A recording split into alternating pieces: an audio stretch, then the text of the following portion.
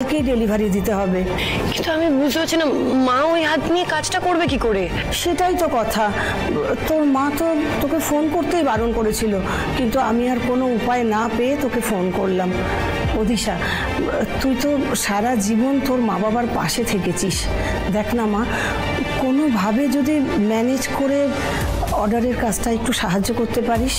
কিন্তু কাকিমা, মানে আমি চাইলেও মাকে ওখানে গিয়ে সাহায্য করতে পারবো না। হ্যাঁ রে, আমি তোর অসুবিধার কথাটাও বুঝতে পারছি, কিন্তু কি জানিস মা, কালকে অর্ডারগুলো ডেলিভারি দিতে হবে, আর ডেলিভারিটা না দিতে পারলে অনেকগুলো টাকার ক্ষতি হয়ে যাবে রে।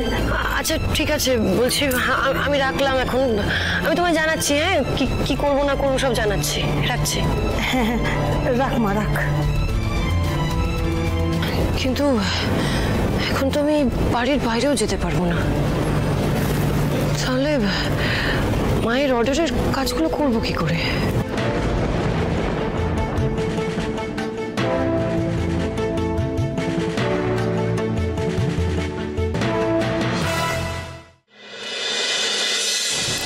আচ্ছা, বিয়ে হয়ে গেলে কি মেয়েরা এতটাই পর হয়ে যায় যে মা বাবা কোনো সমস্যা হলে তাকে কিছু বলতে পারে না? আরে না না দিশা, তা নয়, আসলে সৌমুই। কি সৌমু? আমি বুঝতে পারছি না এইসবের মধ্যে সৌমু বাবুকে কেন টানছো তুমি? আচ্ছা মা, এতদিন তোমাদের কিছু হলে ডক্টর দেখানো থেকে শুরু করে ওষুধ আনা থেকে শুরু করে সবটা আমি একা হাতে সামলেছি। আজকে তোমার এত বড় একটা চোট লাগলো, তুমি আমাকে জানাতে পারলে না, ফোনে একবার ইনফর্ম করতে পারলে না, আমাকে আরতি মাসির থেকে জানতে হলো সবটা। আরে বাবা, তা নয় রে, তা নয়, আমি তোকে নিজেই বলতাম, কিন্তু তার আগেই তো সৌম্য। ম্যাডাম ভয়ঙ্করী, এদিকে এসো একবার।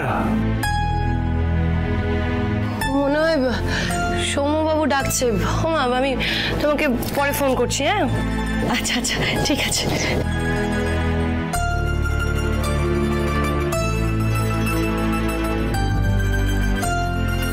গিরিদা, সাবধানে ওই পার্সেলটা এদিকে নিয়ে এসো, সাবধানে। আসুন আসুন, নিচটা ধরো, এখানটা রাখুন। বাস বাস বাস বাস বাস, থ্যাংক ইউ দাদা। বলছি, আমায় ডাকছিলেন?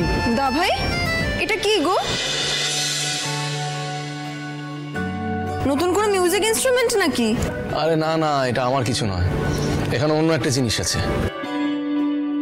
সারপ্রাইজ। গিরিদা খোলো, একটু আমাকে হেল্প করো। হ্যাঁ,